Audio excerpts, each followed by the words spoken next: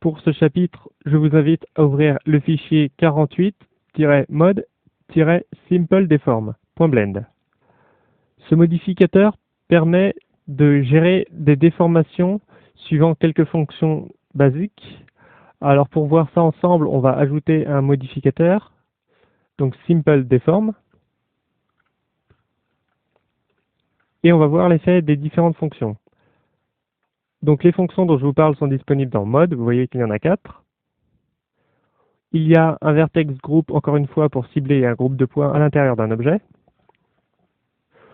Encore une fois, on peut définir un objet externe comme origine. Et il y a un facteur. Donc là, le facteur est de 0.350. Mais on va plutôt le mettre à 1 pour que vous voyez bien l'impact de ces fameuses fonctions. Donc la première fonction ici, c'est twist. Donc c'est un mode qui permet de faire tourner l'objet sur lui-même sur un axe. Twist.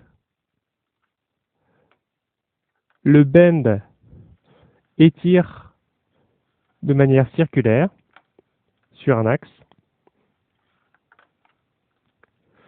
Le taper étire en forme pyramidale. Et enfin, le stretch, comme vous le voyez, étire de façon élastique. Donc par exemple, qu'est-ce que j'entends par élastique? Si je manipule ici le facteur, vous voyez que je peux faire une sorte de cube chewing-gum en animant un facteur ici. Donc ça permet d'étirer selon un axe.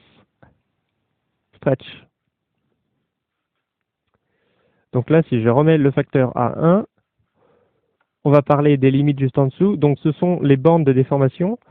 La limite basse ici qui est 0, si j'augmente la limite basse, la déformation va se décaler plus loin. De la même manière, si je change la limite haute, c'est la même chose mais dans l'autre sens.